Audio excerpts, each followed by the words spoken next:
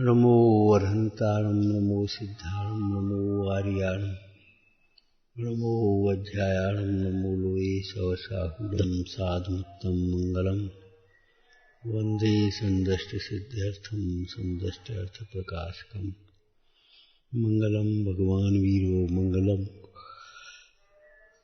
गौतम मुनि मंगलम कुंद कुंदाद्यो जैन धर्मोस्तु मंगलम मंगलमय मंगल करण वितराग विज्ञान नमो ताहे आते हुए अरहन काज महान नमः श्री वर्धमानान निर्धूत कलिलात्मने सालोकानाम तलोकानाम यद विद्या दर्पणायते। जैसे तत्व ज्ञान का अर्थ अधूरा ज्ञान नहीं, नित्य का नित्य रूप ज्ञान और अनित्य का अनित्य रूप ज्ञान, उसका नाम तत्व ज्ञान है। तत्व ज्ञान का मतलब ऐसा नहीं है कि अधूरा ज्ञान हो। बहुत लोगों को ऐसा लगता है कि जो मैं ज्ञायक हूं, इसका नाम तत्व ज्ञान है। द्रव्य गुण पर्याय आत्मक ज्ञान होना चाहिए, साथ में ये भी ज्ञान रहे कि ज्ञायक तो हूं, लेकिन अनादिकाल से ज्ञायक स्वरूप को भूलकर दुखी हो रहा हूं और इस दुख को दूर करने का उपाय करना चाहिए। ज्ञायक हूं, लेकिन ज्ञायक का अनुभव जब तक न करे तब तक उस ज्ञायक से लाभ क्या जो बता। ये तो ऐसी बात हुई जैसे कोई रोग से पीड़ित रोगी वैद्य के समीप जावे और कोई वैद्य औषधि बतावे घरेलू, तो बोले ये तो हमारे घर ही रखी है। अरे घर तो रखी है, लेकिन उसका सेवन तो नहीं किया। रखी हुई औषधि, शीशी में रखी हुई औषधि, डिब्बे में रखा हुआ भोजन, पेटी में रखे हुए वस्त्र कैसे काम आएंगे। ऐसे छठवीं गाथा की टीका में अमृतचंद स्वामी ने कहा कि अन्य द्रव्य से भिन्न उपासित होता हुआ आत्मा मोक्ष मार्ग माने सुख का कारण कौन है? हाँ, सत्ता में रहता हुआ आत्मा नहीं, अन्य द्रव्य से भिन्न उपासित होता हुआ आत्मा। उपासित होता हुआ का अर्थ क्या समझना? हाँ, शुद्धान किया गया आत्मा, अनुभव में आता हुआ आत्मा, भाया हुआ आत्मा, ध्याया हुआ आत्मा। इसीलिए शास्त्रों में जगह जगह जहां प्रमाण की चर्चा की तो देखो भाई, ध्यान में स्थित आत्मा वह साक्षात शुद्धात्मा कहलाता है। शुद्धात्मा तो है, लेकिन परद्रव्य से भिन्न शुद्धात्मा, इतना अर्थ लेना चाहिए। लेकिन वह परद्रव्य से भिन्न जब जाना जाता है, माना जाता है, तब रागादिक विकारों से रहित होता हुआ आनंद रूप परिणमित होता है। साक्षात शुद्धात्मा, सिद्ध भगवान साक्षात शुद्धात्मा है, माने शुद्धता रूप परिणमित हुई। दृष्टांत में दिया था कि देखो, जैसे पाषाण में प्रतिमा है और उसे भी प्रतिमा कहा जाता है। दृष्टांत से समझ में आए तो बोलो। जैसे एक शिल्पकार के पास, मूर्तिकार के पास एक पत्थर रखा था, तो दूसरा व्यक्ति ग्राहक से पहुंचा वहां, भैया ये पत्थर बेचोगे? बोले ये पत्थर नहीं भैया, अमुक सेठ जी की प्रतिमा रखी है, प्रतिमा बननी है। तो उस पत्थर को प्रतिमा कहा जाता है, लेकिन सामान्य आदमी उसे प्रतिमा नहीं कहते। जब वही टांकी से उकेर दिया जाता है, क्या कहा? जब वही टांकी से उकेर दिया जाता है, तब उसे सब प्रतिमा कहते हैं। कोई ऐसा नहीं जो उसे प्रतिमा न कहे। फिर तो नास्तिक ही लोग कहेंगे ये तो पत्थर है, क्या मतलब है? लेकिन फिर उसे समस्त जगत के जीव जो पहले पत्थर जान रहे थे उसे भी प्रतिमा कहते। भगवान महावीर को अब भगवान कौन नहीं कहेगा बोलो? मारीच की पर्याय में या सिंह की पर्याय में या जन्म के समय में उन्हें भगवान जानने वाले जानते थे, ज्ञानी जानते थे। भावी नैगम नय से उन्हें भगवान कहा जाता था, अथवा तो स्वभाव की ओर से भगवान कहा जाता था। लेकिन अब भगवान महावीर को भगवान कौन नहीं कहेगा बोलो?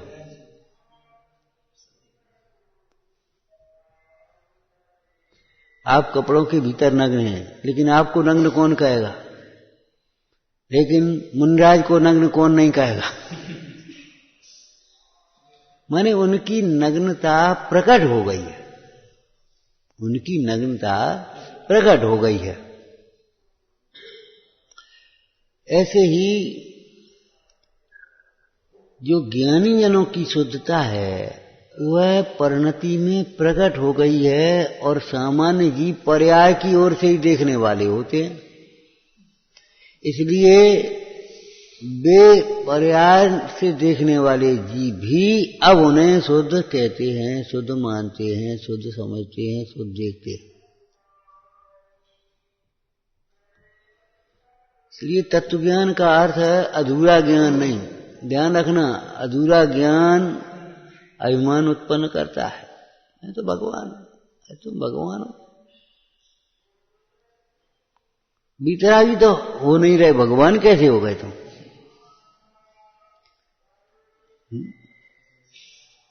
भगवान है तो भगवान के लक्षण भी तो होना चाहिए।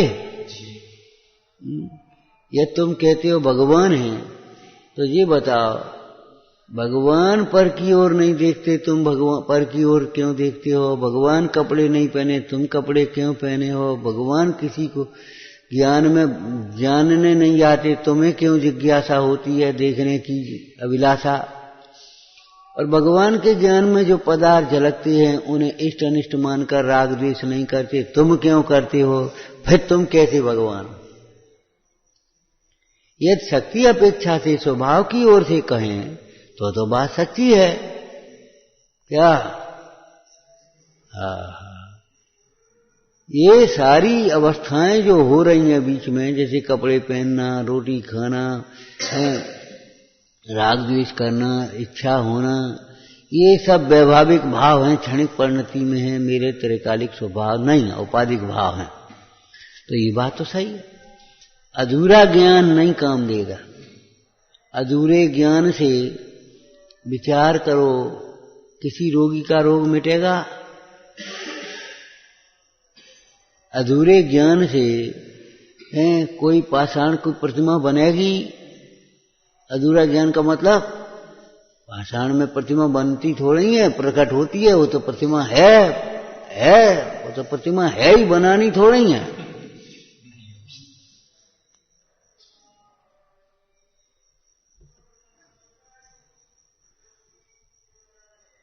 इसी प्रकार श्रद्धान भी अधूरा नहीं होता।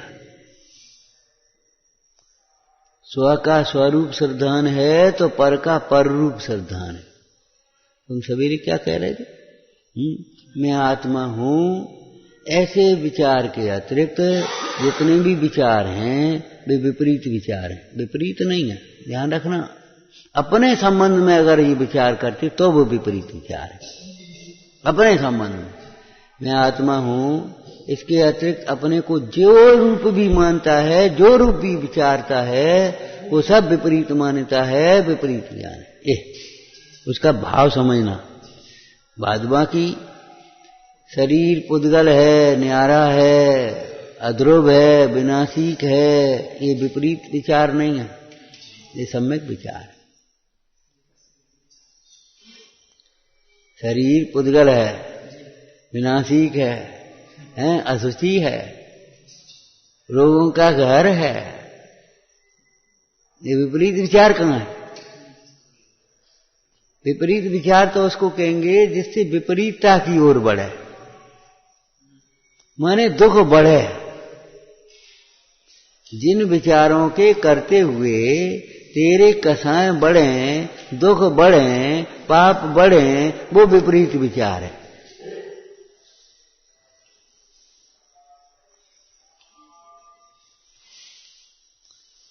आश्रव का आश्रव विचार करते हैं क्या? ये रागादिक भाव आश्रव रूप भाव है। ये दुख साक्षात दुख के कारण है। रागादि प्रकट ये साक्षात दुख के कारण, आगामी दुख के निमित्त है। कर्म बंद होगा ना आगामी दुख के निमित्त। ये विपरीत विचार नहीं है। आश्रव का आश्रव रूप है, आश्रव है। ये कसायक भाव मेरा स्वभाव नहीं है। मिटने लायक भी हैं और इनका जो स्वरूप है वो भी ऐसा है, मिट सकते भी है। मिट सकते हैं, इसका कारण क्या है? स्वभाव नहीं। और मिटने लायक है, इसका कारण क्या है? ये दुख के कारण। दुख के कारण है, इसलिए ये मिटने लायक है, नाशने लायक है। और ये मेरा स्वरूप नहीं है, इसलिए मिट भी सकते हैं। अगर दुख के कारण नहीं होते तो इनको मिटने की जरूरत नहीं होती, मिटने लायक नहीं होते। और अगर ये स्वभाव होते तो मिट नहीं सकते। लेकिन दोनों बातें अपने पक्ष में है। क्या रागादिक भाव मिटने लायक है, क्यों? दुख के कारण। और ये मोही प्राणी अपने रागादिक भाव को मिटने का तो उपाय नहीं करता और परद्रव्यों में हेरा फेरी के लिए आकुल व्याकुल लगा रहता।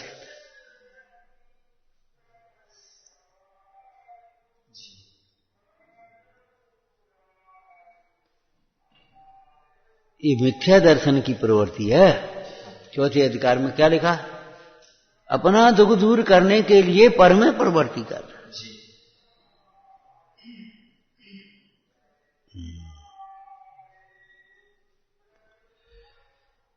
हे का हे रूप ज्ञान अधूरा ज्ञान नहीं होना चाहिए, सांगोपांग ज्ञान। सम्यक ज्ञानम प्रमाणम। हाँ, इसको बोलो, इसका अर्थ करना, सम्यक ज्ञानम प्रमाणम।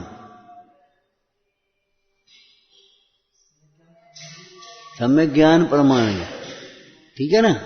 और प्रमाण ज्ञान ही सम्यक ज्ञान है। हाँ, इधर से भी देखना, यदि प्रमाण ज्ञान नहीं है और एक नए के ज्ञान को आप पूरा ज्ञान मानते हो, उसी को प्रमाण मान लेते हो, तो आपका ज्ञान सम्यक ज्ञान नहीं है। प्रमाणम सम्यक ज्ञानम प्रमाणम। तो सम्यक ज्ञान का लक्षण क्या है? अन्यूनम अनतिरिक्तम यथा तथ्यम बिना च विपरीतात्। उसका लक्षण क्या आना चाहिए? अन्यूनम, न्यून नहीं, कम नहीं। ये क्वालिटी में नहीं, वो क्या नाम, क्वांटिटी की कम और ज्यादा की बात नहीं चल रही। क्वालिटी में कम नहीं। कम नहीं का मतलब ये है द्रव्य गुणे पर्यायात्मक वस्तु है, आप बिल्कुल उसको क्षणिक पर्याय मात्र मानते हो सर्वथा,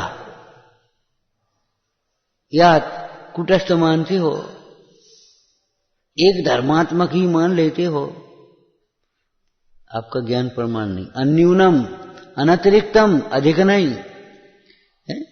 जो अपना नहीं है उसे भी अपने में मिला लेते हो, पुद्गल को अपने में मिला करके,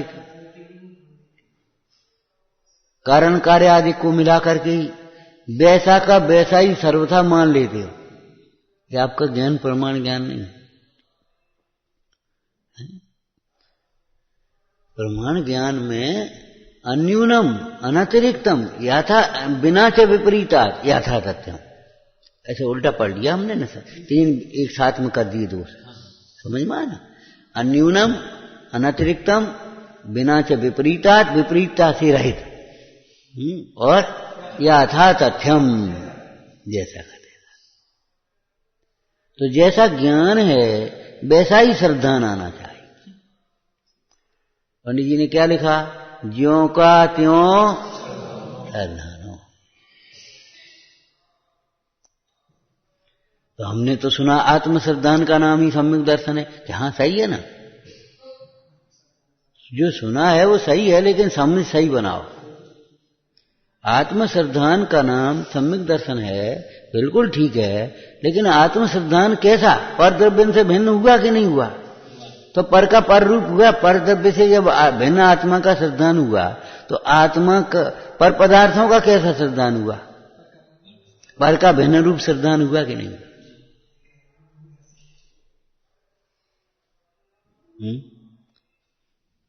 और जब परद्रव्य भिन्न हुए तो परद्रव्य के को अपना मानना ये विपरीत हुआ कि नहीं? मोह, मिथ्या। अपना जानना, अपना जान मान करके जो प्रवृत्ति हुई वो बताओ अनाचरण हुआ कि नहीं हुआ? मिथ्याचरण हुआ कि नहीं हुआ?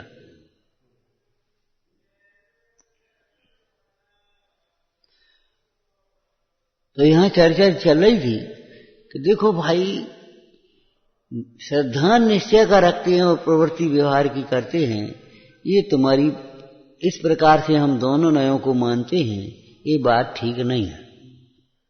तो फिर क्या होना चाहिए कि निश्चय का निश्चय रूप श्रद्धान और व्यवहार का व्यवहार रूप श्रद्धान होना चाहिए। तो निश्चय का निश्चय रूप श्रद्धान और व्यवहार का व्यवहार रूप श्रद्धान, इसका अर्थ करो, स्व का स्वरूप श्रद्धान और पर का पर रूप श्रद्धान। देखो, स्वानुभव की बात बाद में बनेगी, पहले तो निर्णय में आएगी बात। तो पर का पर रूप जब तक निर्णय नहीं होगा तब तक स्व का स्वरूप निर्णय नहीं होगा, और स्व का स्वरूप निर्णय होगा तो उसमें पर का पर रूप निर्णय होगा ही। कोई ये कहे हम अपने को आत्मा जानते हैं और शरीर को भिन्न नहीं जानते। हम शरीर को तो भिन्न जानते हैं, शरीर हमारा नहीं है ये तो हम जानते हैं, लेकिन हम कौन है ये हमें पता नहीं अभी। ऐसा भी नहीं होता।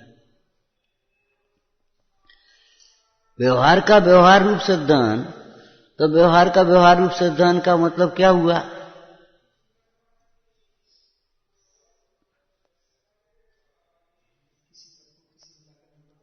अरे वो बात एक लाइन में यही करो ना उसका।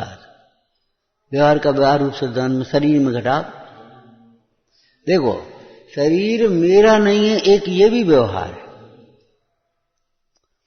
और शरीर को और अपने को मिला करके भी व्यवहार किया जाता है।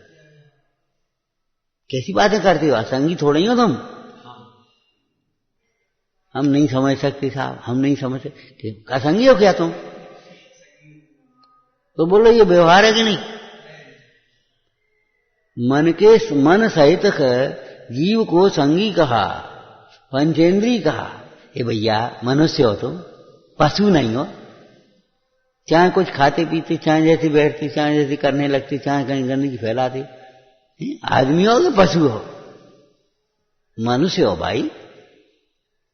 थोड़ी सी सभ्यता सीखो, व्यवस्था सीखो, स्वच्छता सीखो। ये बताओ, ये उपदेश कैसा है? व्यवहार का ही तो है। तो मनुष्य कौन से नए थे? तो ये भी श्रद्धान करना, ऐसा नहीं। ये देखो, व्यवहार अनेक प्रकार का होता है, एक प्रकार का नहीं होता। सद्भूत, असद्भूत, उपचरित, अनुपचरित, ये भी कथन है। और एक शरीर, मैंने कहा ना, शरीर में नहीं हूं, मेरा नहीं है, ये भी व्यवहार है। क्यों? नास्तिक है ना, शरीराश्रित कथन है नास्तिक। और शरीर को और अपने जीव को मिलाकर के एक कहना, ये भी व्यवहार है। समय सार जी में लिखा है, जीव देह दोनों एक हैं, यह वचन है व्यवहार का। बस आगे मत पढ़ाओ। जीव देह दोनों एक हैं, यह वचन है व्यवहार का। क्या मतलब हुआ? एक सर्वथा मान ले वो, सर्वथा एक मान लेने के लिए बात नहीं है। तो टोटोमल जी ने कहा इसका सिद्धांत छोड़ाया है कि शरीर को एक मानने का सिद्धांत छोड़ाया है। लेकिन ये बताओ, तुम और गाड़ी भिन्न हो कि नहीं? शरीर तो बहुत मोटी बात है, बहुत सूक्ष्म बात समझ लो, चलो। लेकिन गाड़ी में खराब पेट्रोल डलेगा, क्या होगा? नकली पुर्जा पड़ेगा तो क्या होगा? यदि गाड़ी में नकली पुर्जा या खराब पेट्रोल डालोगे, पेट्रोल की जगह नहीं तो मेरे को पेट्रोल कहाँ को डालो, तो तुम्हारी तेल डाल दे, क्या फर्क पड़ता? को देख रहा हो? गाड़ी का चुका है कि हाँ हाल कहने लगेगी। बोलो। तो जैसे गाड़ी में भिन्न है, बिल्कुल ठीक है, लेकिन गाड़ी में खराब पेट्रोल नकली पुर्जा तो नहीं डाल सकते। ऐसे ही ये शरीर भले भिन्न है, लेकिन इसमें अवक्ष वक्षण नहीं हो सकता। ध्यान रखना। फिर वो गाड़ी तुम्हें बीच चौराहे में खड़े कर देगी, गंतव्य तक पहुंचना नहीं है उस गाड़ी से। ऐसे तुम चाहे कुछ खाते पीते रहो, चाहे जैसे बोलते चाहते रहो, चाहे जैसे करते सोते रहो, मस्त रहो, और मैं तो शरीर तो भिन्न है, पुद्गल है, तो तुम्हारा ये समझ लो मोक्ष मार्ग नहीं बनेगा। स्वच्छंदता हो, शरीर को भिन्न मानकर स्वच्छंद नहीं होना है, शरीर को भिन्न जानकर स्वतंत्रता की ओर बढ़ना मोक्ष मार्ग, वितरागी होने की लिए। शरीर के प्रति विरक्तता की बात आना चाहिए, शरीर के प्रति स्वच्छंदता और पोषण की बात नहीं आना चाहिए। इसलिए हमने आपको एक ये भी बात कही, शरीर भिन्न है, एक नंबर। नंबर 2, शरीर अशुचि है, अपवित्र है, घिनावना है, कृतघ्नि है, दुष्ट है, दुर्जन है। दुर्जन देह स्वरूप बराबर। क्यों भाई दुर्जन क्यों कहा शरीर को? दुर्जन का उपकार भी करें तो वो अपकार करेगा। ऐसे तुम शरीर का जितना पोषण करोगे, सुखिया स्वभाव रखोगे, वो तुम्हारी साधना में विघ्न है।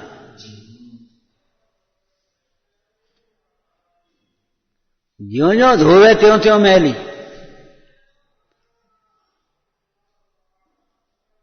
शरीर का जितना जितना रक्षण किया जाए, देखते देखते जीर्ण होता है, देखते देखते खूब स्निग्धता होती है तो भी वो रूखा होता है, खूब धोया जाता है तो भी मैला होता है।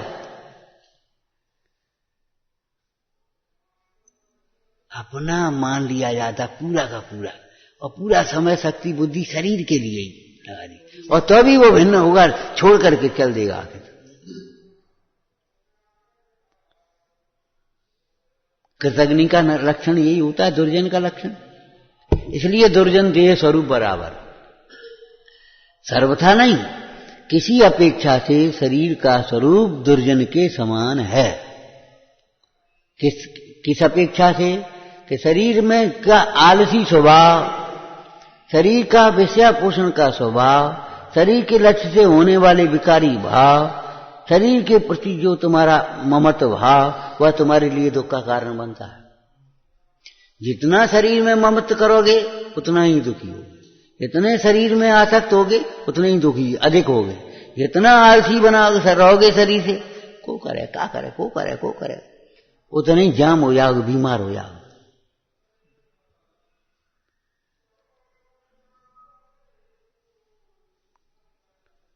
इसलिए यह तन पाए महातप की, ये लिखा है। यह तन पाए अर्थ क्या कहा था? इस शरीर को पाकर के तुम इच्छाओं की पूर्ति में मत लगे रहो, इस शरीर को पाकर के तुम इच्छाओं का निरोध करके स्वरूप की आराधना में लगो। इस शरीर के लक्ष्य से नाना प्रकार की इच्छाएं उत्पन्न होती हैं, इस शरीर के लक्ष्य से नाना प्रकार की इच्छाएं उत्पन्न होती हैं। थोड़ा सा चिंतन करना, क्या ऐसा पहनूं, ऐसा खाऊं, ऐसा घूमूं, ऐसे रहूं, इस प्रकार के संयोग, इस प्रकार से स्पर्शूं, ऐसा सूंघूं, ऐसा देखूं, ये शरीर के लक्ष्य से ही तो होने वाली इच्छाएं हैं सब। अब क्यों नहीं जा रहे, परे हैं यार। तो ठंड बहुत है, ठंड बहुत है, ठंड बहुत है। कम थोड़ी भाई रही है ऐसी विचार करने से, जितनी है उतनी है। एक बात। दूसरी बात, हम ये कहते हैं ठंड बहुत है, तुम किस आधार से कहते हो? तुमने देखी है बहुत ठंड काहे से कहते हो? ये तो कुछ नहीं है। मेरो समान लोह गल जाए, ऐसी शीत उष्णता था। ऐसी शीत, ऐसी ठंड देखी तुमने? अरे नरक की बातें तो बहुत दूर हैं। हमारे जो जानकारी वाली दुनिया है तुम्हारी, उसमें भी ऐसे ऐसे स्थान हैं बर्फ ही जमी रहती हो।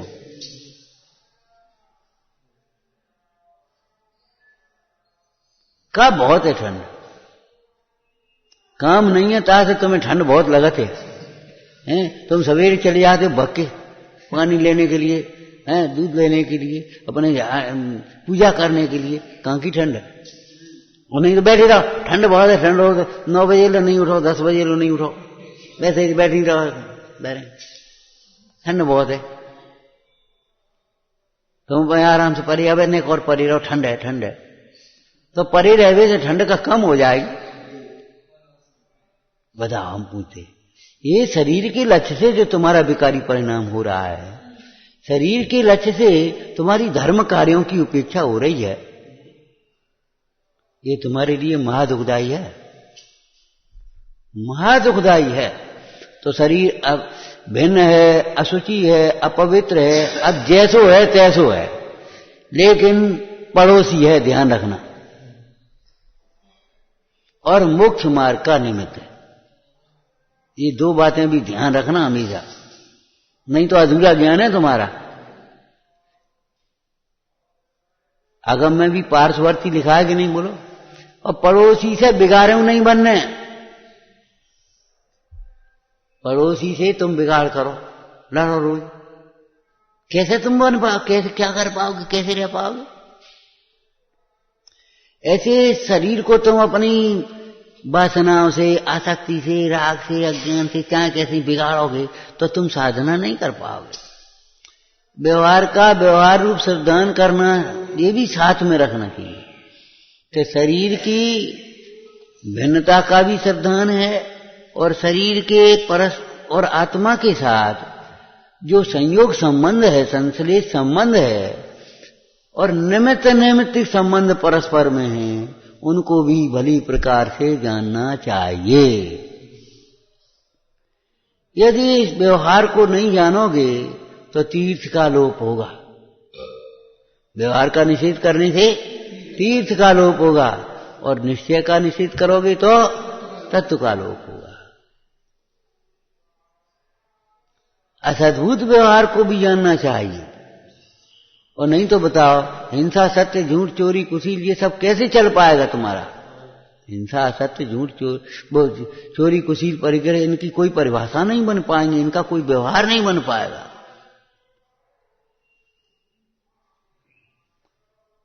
क्यों झूठ क्यों बोलते हो? अरे मैं बोलता ही नहीं हूं। तो पुद्गल, ये तो पुद्गल की भाषा वर्गणा की क्रिया है। ठीक, बिल्कुल सही बात है। फिर जैसे न आचार्य ने क्या सुंदर लिखा है कि ये बता भैया, उस पाप के फल से जब नरकादिक में दुख होंगे वो भी तो शरीर पर ही होंगे, पुद्गल पर ही होंगे, फिर तू काहे को दुख क्यों डरता है?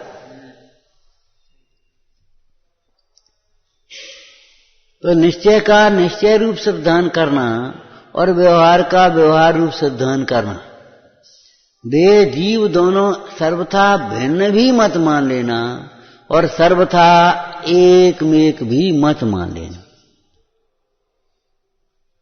सर्वथा भिन्न नहीं होना कि हाँ सिद्ध भगवान के जैसे शरीर नहीं, वैसे तुम्हारे शरीर नहीं माना जाए तो क्या होगा? कल तुम्हें रोटी की नहीं पूछ रहे, ना अभी सोने के लिए कुछ पूछ रहे। बता, शरीर तो भिन्न है, शरीर तुम शरीर हो ही नहीं।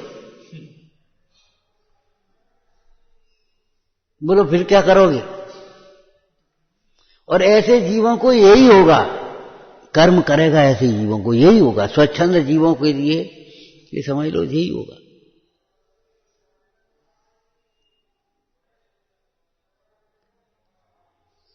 क्यों? कर्म के न ज्ञान है और न दया है। ये कंप्यूटराइज व्यवस्था तो बहुत बहुत स्थूल है, बहुत मोटी है। कर्मों की व्यवस्था तो इससे बहुत सूक्ष्म है।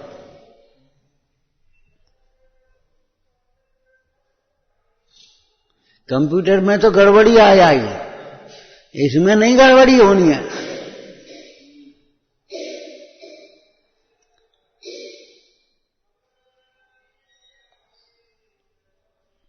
सद्भूत व्यवहार का सद्भूत व्यवहार रूप से धारण करना, असद्भूत व्यवहार का असद्भूत व्यवहार रूप से धारण करना, इन सब का प्रयोजन है। यदि कारण कार्य स्वद्रव्य परद्रव्य को और कारण कार्य आदि को किसी को किसी में मिला करके निरूपण किया है तो जो ही नहीं कर दिया है, वैसे ही पंडिताई बखानने के लिए या जगत के लोगों को खुश करने के लिए। भैया शरीर और आत्मा एक भी है, तुम भी कहते हो, सो भी सच्चे हो, तो खुश हो गए, बेवकूफ हो गए। जैसे बहुत से वक्ता लोग होते हैं ना, एक उनका दृष्टांत दे दिया, एक उनका दृष्टांत दे दिया, तो सब लोग खुश हो गए। ये वक्ता, ये महाराज अच्छे हैं, ये पंडित जी अच्छे हैं, ये तो सबकी बात करते हैं, अकेले जैन की बात नहीं करते, जैन धर्म की नहीं है, वो तो सबकी बात करते। तो सबको खुश करने की बात है क्या? ऐसे ही क्या सबका सिद्धांत हम बिना मिथ्यात्व कराना चाहते क्या? बिना मिथ्यात्व नहीं कराना चाहते। सो तो भेद ज्ञान रखने की बात है, लेकिन व्यवहार का व्यवहार रूप से ध्यान करना तो छुड़ाया क्या है? जब तुम कहते हो व्यवहार का व्यवहार रूप से ध्यान करना तो छुड़ाया क्या है? ये बता कि व्यवहार का परमार्थ रूप से ध्यान छुड़ाया है। तुम व्यवहार को ही सर्वथा सत्यार्थ माने बैठे हो, शरीर को ही जीव माने बैठे हो पूरे के पूरे। पंडित जी ने क्या लिखा? जिस जिस प्रकार शरीर को और अपने को एक मानता है, जिस जिस प्रकार, उसके दृष्टांत बता। चौथा अधिकार में मोह की महिमा। शरीर मर जाएगा तो मैं मर जाऊंगा, और शरीर के पुत्र आदि कहें वो मैं ही तो हूं, मेरा ही अंश है, मैं ही हूं, और नाम रहेगा तो मैं ही अमर रहूंगा। अधिक क्या कहें? पंडित जी ने क्या कहा? जिस जिस प्रकार शरीर और आत्मा को एक मानता है। यहां जिस जिस प्रकार का अर्थ क्या लेना चाहिए? सर्व प्रकार से एक मान लेना। सो तुम सर्वथा एक मत मान लेना।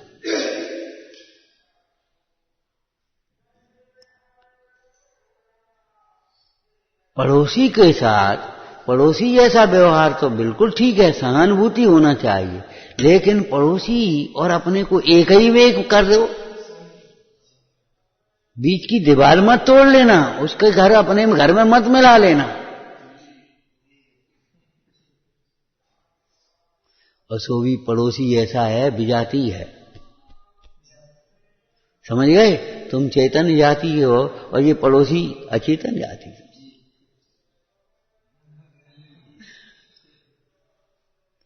इसलिए बीच की दीवार बनी रहने देना। क्या सुंदर कुंद कुंद स्वामी ने लिख दिया है, जीव देह दोनों एक हैं, यह वचन है व्यवहार का, निश्चय विषय तो जीव देह कदापि एक पदार्थ न। अब समय सार जी में से हम पूछेंगे, बोलो जीव देह दोनों एक हैं, ये वचन है व्यवहार का, ये कहकर के क्या कहना चाह रहे हैं? बोलो।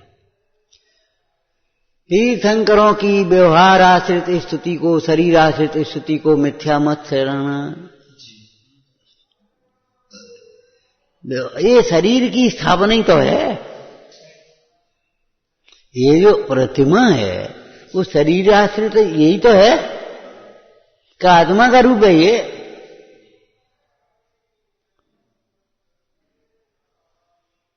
क्यों भाई बोलो? शरीर को घातना नहीं, छेदन भेदन नहीं करना, शरीर की हिंसा में प्रवृत्त मत होना।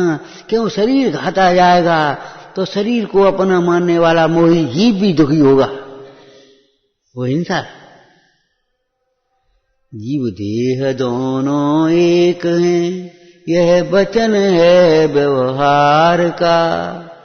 व्यवहार में, अब हम उसका अर्थ कर रहे, व्यवहार में शरीर के साथ ऐसी प्रवृत्ति करना मानो वो जीव के साथ प्रवृत्ति हो रही। क्या मतलब? शरीर का अनादर करोगे तो सामने बार उस जीव का भी। अरे शरीर तो बहुत निकटवर्ती है, हैं?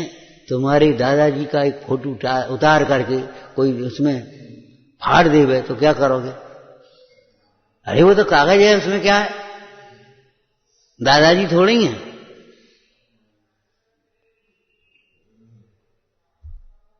अरे नाम ही कोई बिगाड़े तो क्या लड़ने तैयार हो जाओगे? उसको दुख होगा कि नहीं होगा? माने उसका नाम भी बिगाड़ करके मत लेना, उसकी स्थापना का भी अनादर मत करना, देहाश्रित स्तुतियों को सर्वथा मिथ्या मत ठहराना। तो मैं भी जब स्तुति करोगे तो देहाश्रित स्तुति तो करोगे पहले। अकेली आत्माश्रित स्तुति कैसे करोगे? और काय के द्वारा करोगे? देह के द्वारा ही तो करोगे। अरे स्तुति करोगे तुम स्तुति करो भाई, कैसे करोगे? बोलो जाओ भगवान की भक्ति करो। अरे हाथ जोड़ोगे, आंखें से देखोगे, वचन बोलोगे, मन में चिंतन करोगे, कछु तो बोलो। नहीं हम कछु नहीं करेंगे तो ये करें, हैं? ये भी होगा परमार्थ स्तुति, बिल्कुल ठीक है। व्यवहार से हमने आपको कहा था ना, गन्ने के रस को चूस करके फिर थूक देना, फिर कोई दिक्कत नहीं।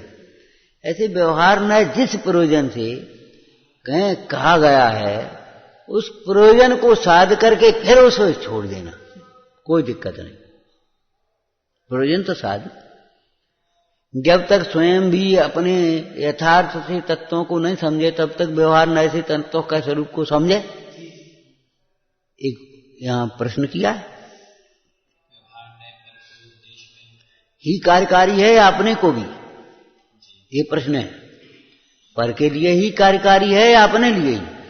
तो भाई जब तक अपन भी यथार्थ न समझे तब तक अपन भी व्यवहार न ऐसे समझे। अरे आप भी आत्मा का भी विचार करने चलोगे, चलो आत्मा को विचार करो, कैसे करोगे?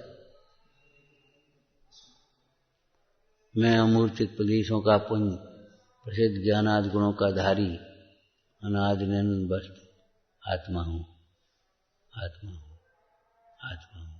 ठीक है, तो ये बताओ, ये तुमने व्यवहार न का विचार किया? बताओ बताओ।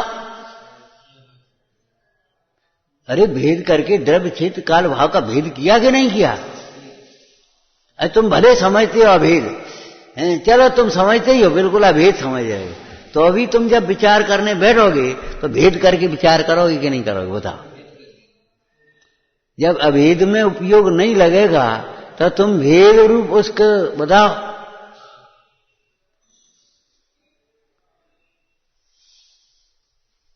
दृष्टांत दिया था ना, इतना बड़ा लड्डू बूंदी का, अब वो छोटा बच्चा है कैसे खाएगा? तो माँ वो तो कैसे खाऊं बताओ? माँ कहती लाओ मैं खिलाऊं, मैं उसमें से एक एक एक एक टुकड़ा दे, ये पूरा लड्डू खा गया, वह खा गया कि नहीं खा गया? अब वो सीख गया। अब तुम रोटी कैसे खाते हो ऐसे बताओ? गिरास गिरास करके तो उसको करते हो ना, वहां तुम गिरास गिरास करके कर लेते हो, यहां सीढ़ी चढ़ चढ़ करके पहुंच जाते हो ऊपर, और यहां मोक्ष मार्ग में मूल बनते हो, यहां निषेध करते हो। अरे ध्याना धर्म 10 पेड़ चढ़ के से महल में पिघल, वीतराग वीतराग वीतराग कहते रहोगे, उस वीतराग भाव के विशेषों को नहीं जानोगे, और विशेषों को जानना व्यवहार न्याय का विषय है कि नहीं बताओ, तो आप उस वीतरागता को कैसे प्राप्त कर पाओगे?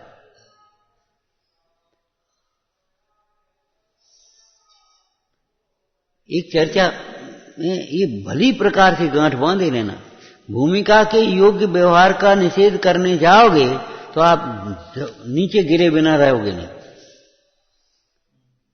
भूमिका के योग्य व्यवहार का निषेध नहीं हो सकता, और उस व्यवहार को निषेधे बिना ऊपर नहीं चढ़ाया जा सकता।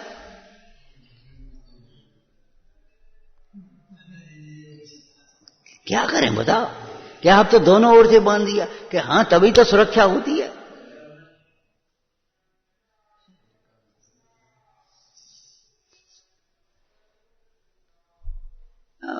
अपन तो अपना स्वाध्याय करते, भक्ति वक्ति वक्ति अपना कोई मतलब नहीं, दान पुण्य पूजा सदा भैया बत्ती से हमें कोई मतलब नहीं, मतलब हम तो स्वाध्याय करते, ध्यान करते अपने आप।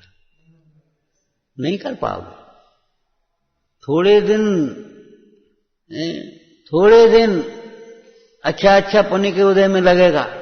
कौए का दृष्टांत दिया है। कौआ श्राद्ध पक्ष के दिनों में, श्राद्ध पक्ष के दिन होते ना, तो कौए को वो कराते हैं, पितरों को मान देते हैं वो कौए को 10 दिन का सम्मान।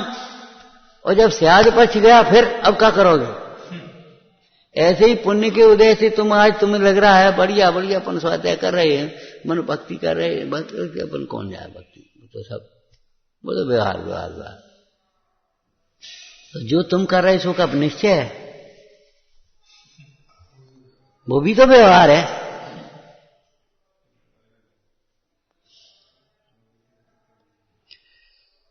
तो जीव देह दोनों एक हैं, ये भी श्रद्धान किसी जिस अपेक्षा से एक कहा है, उस अपेक्षा उस देह के एकत्व का भी श्रद्धान होना चाहिए। एकत्व का माने सर्वथा नहीं, माने संश्लेष संबंध का, संयोग का श्रद्धान भी होना। यदि नहीं माने तो समयसार जी की भाषा बोलो, दो दूषण समयसार जी में आए, 2 दूषण। एक तो स्तुति के प्रसंग में क्या कहा कि जो देहाश्रित स्तुतियां हैं वे मिथ्या श्रद्ध होंगी, और दूसरा क्या कहा, उस देह के घात से जीव का घात नहीं होता, ऐसा सर्वथा मान लेने से जैसे भस्म के मसलने में हिंसा नहीं होती, ऐसे ही जीवों के घात में हिंसा सिद्ध नहीं होगी।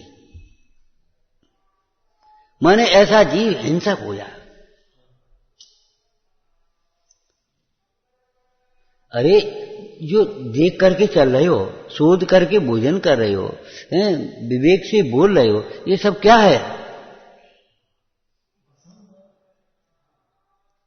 देहाश्रित देह को और आत्मा को बिल्कुल सर्वथा एक भी मत मान लेना। माने देह और आत्मा ज्ञान और आत्मा की भांत एक भी नहीं है। ज्ञान और आत्मा की भांत एक भी नहीं है, और इस चौकी और आत्मा की भांत भिन्न, सर्वथा भिन्न भी नहीं। रागादिक भाव है, ज्ञान की तरह आत्मा के नहीं है, और स्पर्शादिक की तरह पुद्गल की नहीं है। वो किसी विवेक्षा से उनका निरूपण 2 प्रकार से है। उन रागादिक भाव को अशुद्ध नय से जीव का कहेंगे, और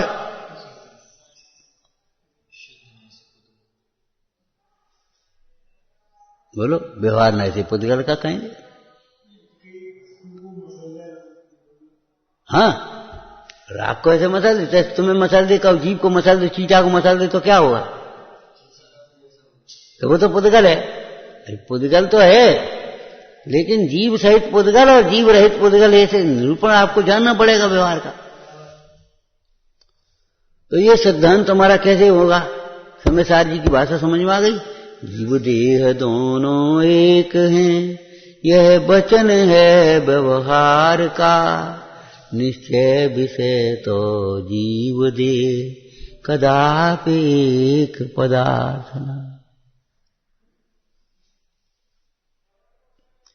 जैसे ध्यान में उपयोग न लगे तब स्वाध्याय में लगाते ना, एक दृष्टांत दिया। इसी प्रकार सर्वत्र लगा लेना चाहिए। जब वीतराग भाव रूप परिणति न रहे तब प्रशस्त राग रूप परिणति होती है। अब इसके भेद करके करो। जब परमार्थ अहिंसा नहीं हो पाती तब उस व्यवहार अहिंसा में जीव की रक्षा में प्रवृत्ति है, जीव की हिंसा में नहीं प्रवृत्ति। जब मौन नहीं रहते तब हेतु में तो प्रिय वचन, प्रामाणिक वचन बोलते, सत्य वचन बोलते हैं, असत्य वचन नहीं बोलते। जब किसी पदार्थ को ग्रहण करने का भाव हो तो बिना दिया हुआ ग्रहण नहीं करते, अपनी विधि के। आपको बताया था मुंडाज का अगर कथन है तो मुंडाज आए तो भी ये नहीं है तुम्हारे घर भोजन के लिए खड़े हो जाए। जब तुम कहोगे हे स्वामिन अत्र अत्र उतर, आओ आओ, तिष्ठो तिष्ठो, जब तभी वो खड़े हो पाएंगे, उनकी विधि मिलेगी तभी लेंगे। और श्रावक ही जब तुम ये थोड़ी ही बैठेंगे चाहो घर तुम्हारे घर को पहुंच जाए, जब तुम निमंत्रण करोगे तभी पहुंचेगा तुम्हारे घर। योग्य आदर भक्ति से ही भोजन को ग्रहण करेंगे। तो इसी प्रकार से सब चोरी, मान लो लेने का भाव भी है, ये हमें ले जाना है भैया, ये हम ले जाएं, हम रात को स्वाध्याय करेंगे, सभी ले आएंगे, आओ भैया ले जाओ। बिना पूछे नहीं ले आओगे किसी का स्वाध्याय कर, अदत्ता दान नहीं। जब तक अदान नहीं होगा, माने लेने का भाव मिटा नहीं है, तब तक भी छीन करके झपट करके नहीं लेंगे, चाहे अन्याय से नहीं लेंगे, बिना दिया हुआ नहीं लेंगे। इसी प्रकार जब ब्रह्म स्वरूप में नहीं रहे, पूर्ण ब्रह्मचर्य से नहीं रहे, तो अनाचार रूप प्रवृत्ति नहीं होगी, अन्याय के भोगों में नहीं प्रवर्तेगा, पर स्त्री में अपनी वृत्ति को नहीं घुमाएगा। समझ में आया ना? तो ये व्यवहार न है अष्टावलंबन के लिए।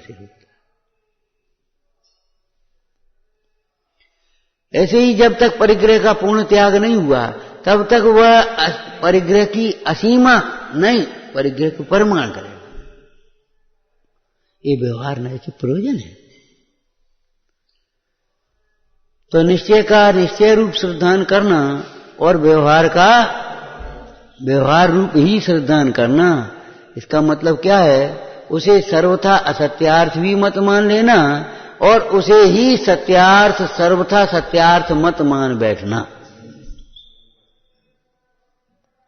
तो उसका श्रद्धान छुड़ाया है, इसका अर्थ समझ में आ गया? उसे ही सर्वथा सत्य मान लेने का श्रद्धान छुड़ाया है। जैसे निमित्त को कारण मानने का, कर्ता मानने का श्रद्धान छुड़ाया है, तो निमित्त को ही कर्ता, यही हमारे परिणाम बिगाड़ रहे हैं और ये हमारे परिणाम को ही सुधार देंगे, ऐसी निमित्ताधीन दृष्टि छुड़ाइए, ऐसे लिखा। विचारना समझ में आया ना? क्या छुड़ाया है? नीचे बहुत सुंदर एक चर्चा आएगी। श्री गुरु तो अतिवसान छुड़ाना चाहते हैं, इससे हम ऐसा मानते हैं कि पराश्रित समस्त व्यवहार छुड़ाना चाहते हैं। तो अब हम इसका अर्थ इधर से करेंगे कि जो व्यवहार छुड़ाने का उपदेश है वो काय का अर्थ है? अध्यवसान छुड़ाना है, पराश्रय छुड़ाना है। व्यवहार छुड़ाने का मतलब क्या है? पराश्रय छुड़ाना है। जो परावलंबी वृत्ति है, पर को दोष देने की वृत्ति है, पर के भरोसे रहने की वृत्ति है, वो छुड़ानी है तुम्हारी। क्या छुड़ाया है? पराश्रय, परावलंबन। परावलंबन का दूसरा अर्थ करो, पर के भरोसे रहने की या पर को दोष देने की।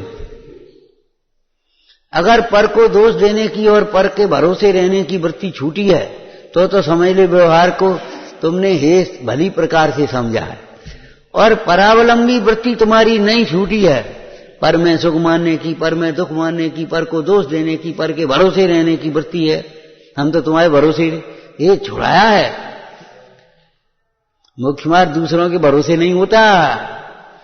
माने सुखी होने का उपाय तुम दूसरों के भरोसे नहीं कर पाओगे।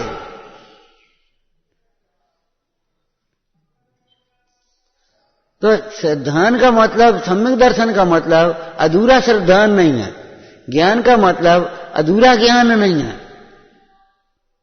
ऐसे ही आचरण का मतलब भी अधूरापन, एक देश तो है लेकिन वो अधूरापन नहीं है। अधूरा माने जितना हम कर रहे उतना ही को मान लिया, बस यही है जो कुछ है और कुछ नहीं, और आगे कुछ है ही नहीं। हम तो कर रहे, हम तो और क्या करें बताओ। ये अधूरा नहीं होता।